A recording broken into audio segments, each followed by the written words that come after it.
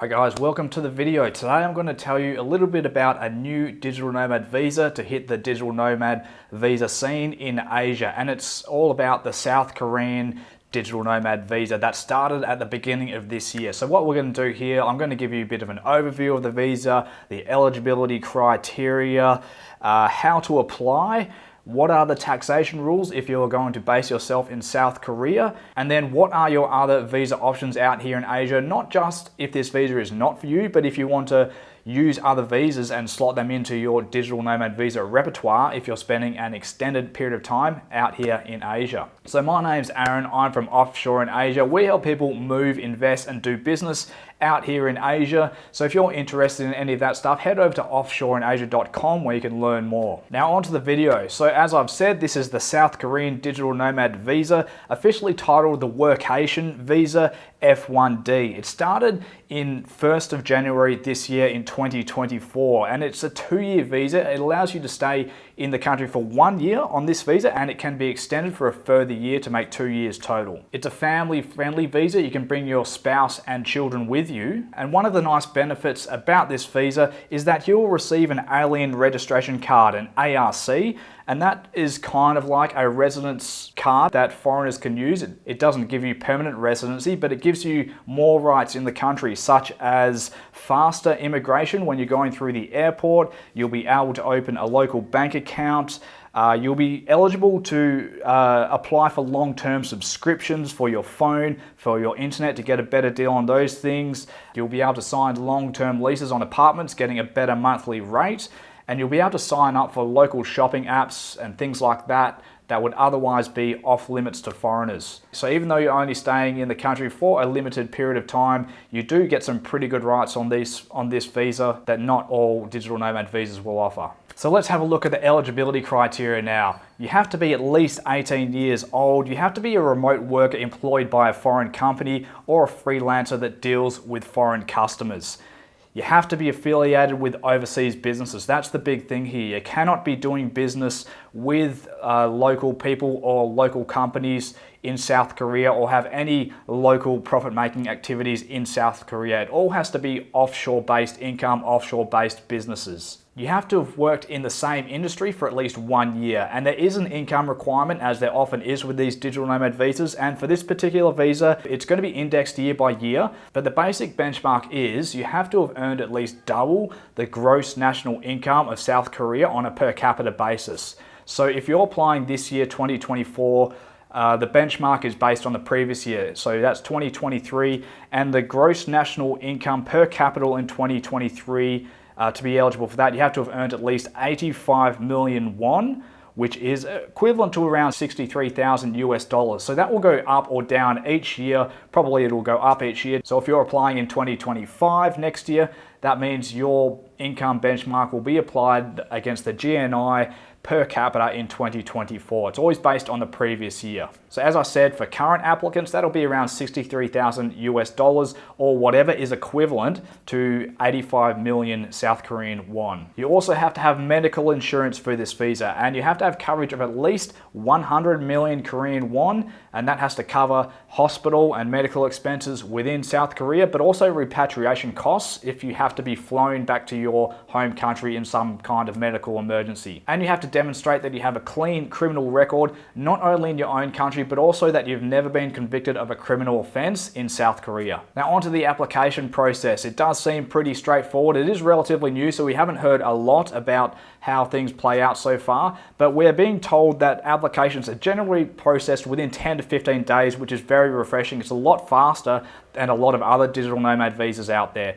And as part of the application process, you will have to prove your employment or your business income to make sure you meet the income requirement for this visa. That might include showing bank statements, invoices, that kind of thing. You have to, as I said above, provide a criminal record extract to prove that you have a clean criminal record. You're going to have to show an address in South Korea, and that is the main points associated with the application. It looks like, as I said, a pretty straightforward process, which is very nice to see. They've said 10 to 15 days to get it done, but I would give it a month, and being a pretty quick application process, it should be relatively easy to slot this visa into your travel plans and not have too many delays and disruptions in where you're going to be and what you're going to do while you're waiting for visas to get approved. Now onto the taxation rules. If you are living in South Korea under this visa, how are you going to be taxed? So the basic ruling here, and just speaking very generally, you are considered a tax resident of South Korea if you are domiciled or a resident of the country for at least 183 days in a year.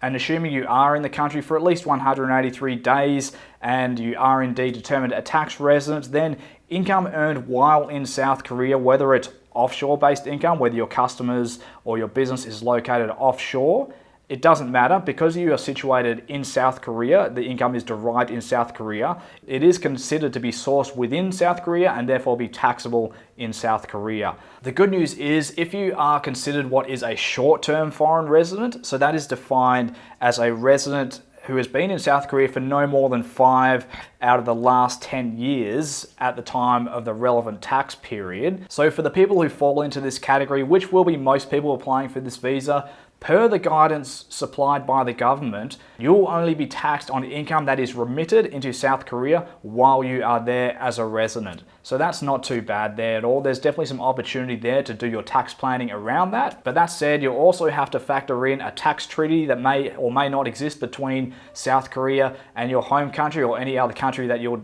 determined to be a tax resident, and that may change how you are taxed on different types of income. If you are interested in working through your tax situation and any applicable double taxation agreements that may apply to you, we can help you to do that. Head over to offshoreinasia.com. There's a button up in the top right where you can click on book a call, and then we can have a chat and work through your situation there and work out how best to structure things so that your tax burden remains minimal. All right, so who is this visa good for in our opinion? Well, this visa, like a lot of the visas that have been coming on offer lately, especially in East Asia, it's aimed at established digital nomads or remote workers. So you have to have that $63,000 US minimum income, which is probably more than what you need to live a good life in South Korea, even though it is a developed country. But they don't want people coming in here who don't have a reasonably high income. So you have to be established in your business or have a full salaried job from a country that pays you a good salary, like the US or Europe, Australia, New Zealand, Canada, somewhere like that. It's also going to attract a lot of people who like the East Asian lifestyle, like the Asian lifestyle, but a more developed Asian lifestyle. So you're talking about places like Japan, South Korea, Hong Kong, Singapore, people that like Asia, but the more developed Asia. So this is very different to Southeast Asia. If you want to live that higher quality of life, that higher income life in Asia, this is the kind of visa that might be for you. Now, what are your other options for similar kind of digital nomad visas out in Asia? So the obvious one that other people would be interested in here is the Japanese digital nomad visa. It's quite similar. It's a similar part of the world, a similar level of development. The downside to that one is it's only a 6-month visa. The income requirement is quite similar at 66,000 US dollars. If you're looking for a sort of a mid-level developed country and something that is a lot more accessible, especially to digital nomads and remote workers who have a much lower income, I'd be looking at the Durantau Nomad Pass, the digital nomad visa in Malaysia. So Kuala Lumpur, it's not as developed as Seoul, but it is still quite a developed city.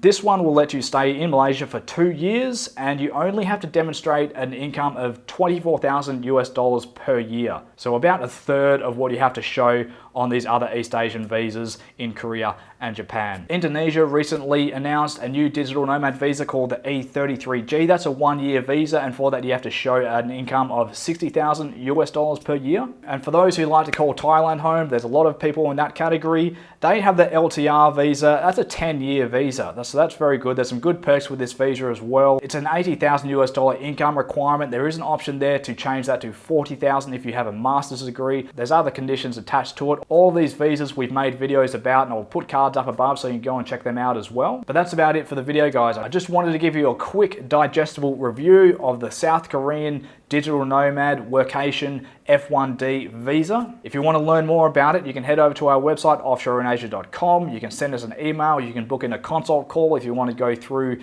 different kinds of things in more detail and how you can build a life out in Asia. And other than that, we'll wrap the video up, guys. Thanks a lot for watching. If you're still here, we'll catch you later.